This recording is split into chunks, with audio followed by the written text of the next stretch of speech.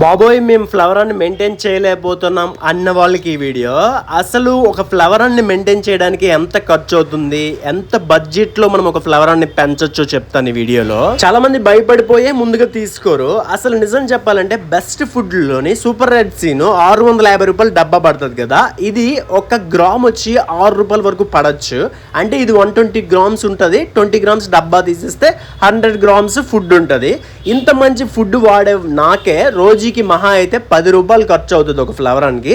ఎంత పెద్ద సైజ్ ఫ్లవరానికైనా 10 రూపాయలు ఫుడ్ ఖర్చు అయితే అవుతుంది అనమాట. మీకైతే ఈ డబ్బా 3 నెలల నుండి 4 నెలలు వచ్చే అవకాశం ఉంటుంది. అంటే మీరు దాన్ని బట్టి క్యాలిక్యులేట్ చేసుకోండి ఫుడ్కి ఎంత ఖర్చు అవుతుందని. పవర్ బిల్ వస్తే రోజుకి మహా అయితే ఒక 5 రూపాయలు లేదా ఒక రూపాయో 2 రూపాయలు ఖర్చు అవుతుంది, అంతకు మించి అవ్వదు. హీటర్లు, ఫిల్టర్లు అన్నీ వాడితే నెలకు ఒక 50 రూపాయలు ఖర్చు వస్తుంది. అంటే రోజుకి మహా అయితే ఒక 5 రూపాయలు అలా ఖర్చు వస్తుంది.